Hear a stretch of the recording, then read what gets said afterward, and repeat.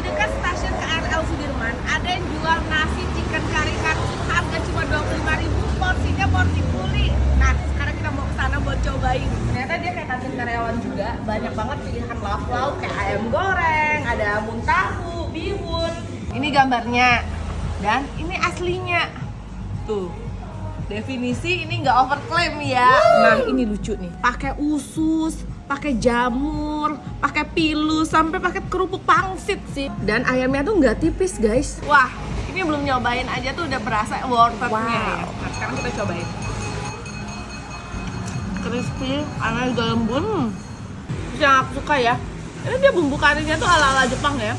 Jadi berasa banget ya wangi kari Jepangnya. Selain itu mereka juga menjual beberapa menu lainnya. Ada mie ayam, rawon, nasi goreng, indomie pun cuma 12.000. Ini murah banget. Ini kita cobain yang mie ayamnya ini. Waktu masuk mulut tuh langsung berasa mie-nya ini